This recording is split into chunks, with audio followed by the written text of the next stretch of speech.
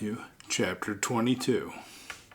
Today I want to take you on a journey through one of the most profound and insightful chapters in the New Testament, the Gospel according to Matthew chapter 22. This chapter presents us with a series of teachings from Jesus that challenge our thinking, inspire our faith, and push us to reevaluate how we live in relation to God and one another. The topics range from a parable that explains God's grace to an open invitation to His kingdom, to powerful teachings about the greatest commandments that serve as the foundation of Christian life. Now, as we dive deeper into these lessons, I want you to ask yourself, how do these truths apply to my life? Am I living out the message Jesus brings in this chapter? And by the end of this talk, I really hope you'll leave with not only a clearer understanding of these teachings, but also a renewed sense of purpose and love, ready to carry them forward in your daily life. The parable of the wedding feast, God's open invitation. Jesus begins this chapter with a powerful parable about a wedding feast, which symbolizes the kingdom of heaven. In the story, a king prepares a wedding banquet for his son and sends out invitations to the guests. However, those who are invited make excuses. Some ignore the invitation completely, while others mistreat and even kill the king's servants. Angered by this, the king sends his army to destroy the murderers and burn their city. Then, the king tells his servants to go out into the streets and invite everyone they can find, both good and bad people, filling the banquet hall with guests. But there's a twist. One guest isn't wearing wedding clothes and is thrown out. Now, this parable speaks volumes about God's invitation to all of us. The wedding feast is a picture of God's kingdom. An invitation extended to everyone, regardless of background, social status, or past sins.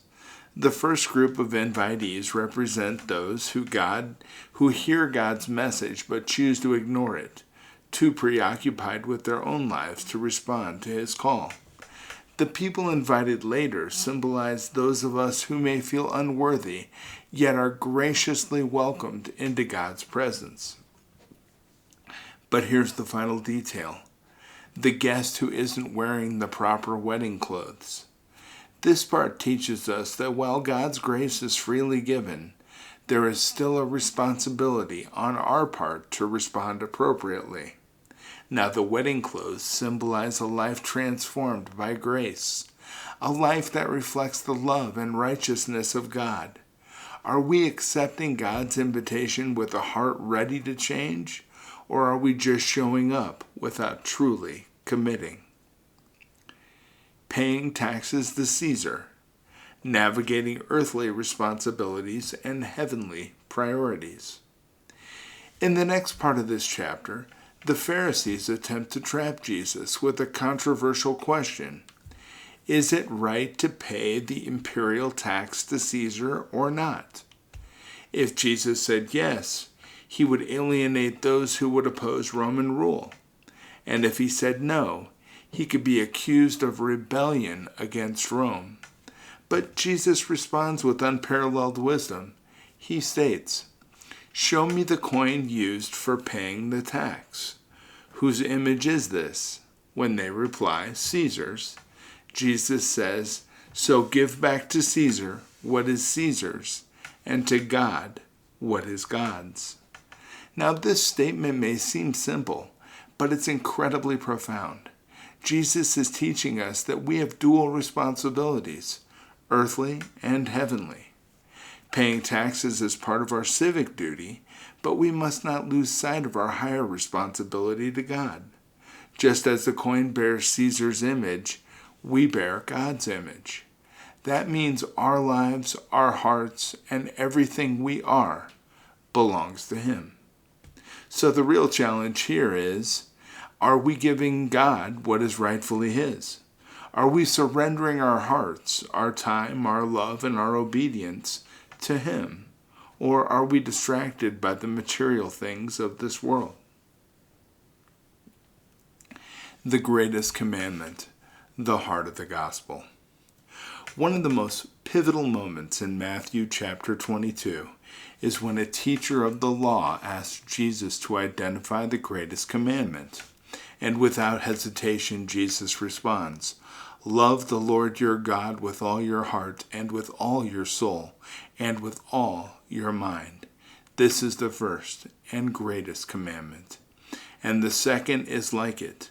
Love your neighbor as yourself. All the law and the prophets hang on these two commandments." Here Jesus distills all the teachings of the Bible into two simple yet powerful commands. First, love God with everything you have, your heart, your soul, and your mind. Now, this isn't a half-hearted commitment. It's a call to love God with our entire being, to prioritize Him above everything else in our lives. Second, Jesus commands us to love our neighbors as ourselves. But what does this mean?